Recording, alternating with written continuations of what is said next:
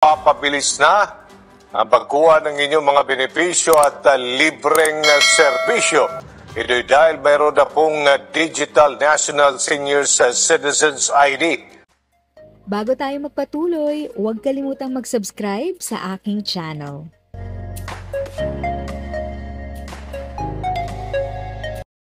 Thank you sa pag-click ng aking video. Good day po sa lahat ng mga nanonood. Sa mga bagong viewers at napadaan lang, by the way, I'm Tita Eda. Welcome to my channel.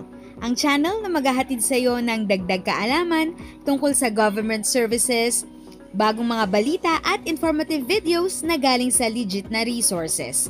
Mag-subscribe na para updated ka.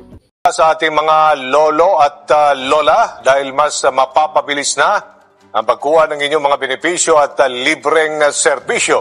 Ito'y dahil mayroon na pong Digital National Senior Citizens ID.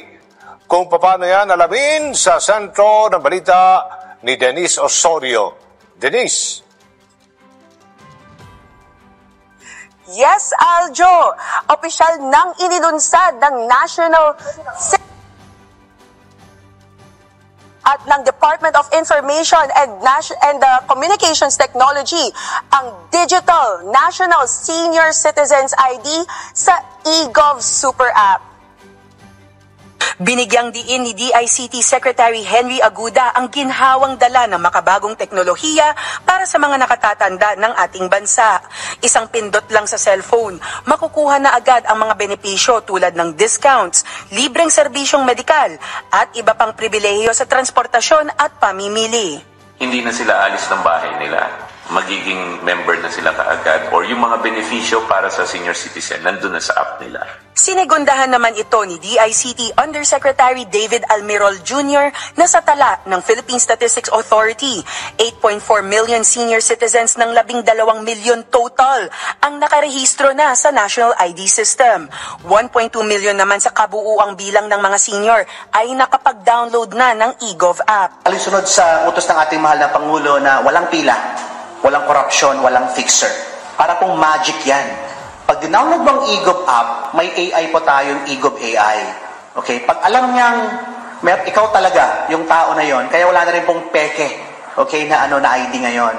Okay, automatic na pong connected yan sa ating national ID sa verification system ng E-Verify. Nilinaw rin ni NCSC Chairperson Dr. Mary Jean Loreche na valid pa rin ang mga physical senior citizens ID na ini-issue ng mga local government units. Ayon kay United Senior Citizens Party List Representative Milagros Magsaysay, isang malaking solusyon ang pagdi-digitalize sa eGov app ng mga impormasyon ng mga senior para hindi na mahirapan sa pagbitbit ng mga ID.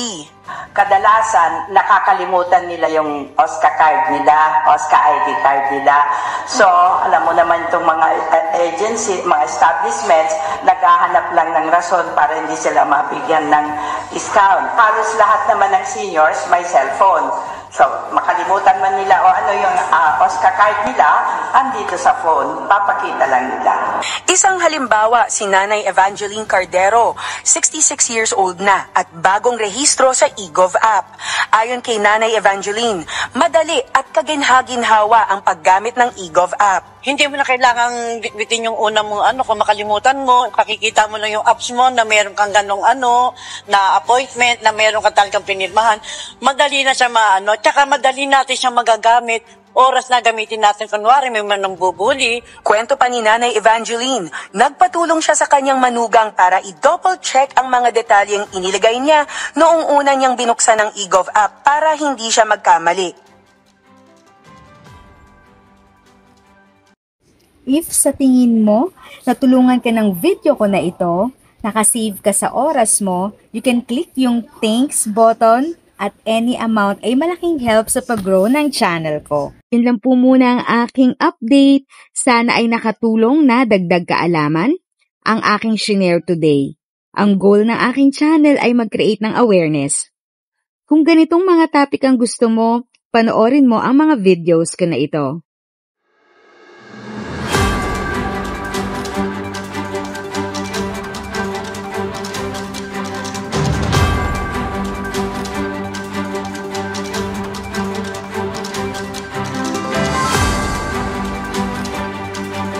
Thanks for watching! Kung may kapamilya, kaibigan o kakilala sa tingin mo ay magiging interesado sa video, please share or tag sila sa comment section. At syempre, if nagustuhan mo ang video, i-like mo na ito at subscribe ka na din. As always, feel free to write your questions, comments, and opinions respectfully. And continue to be a blessing and stay safe!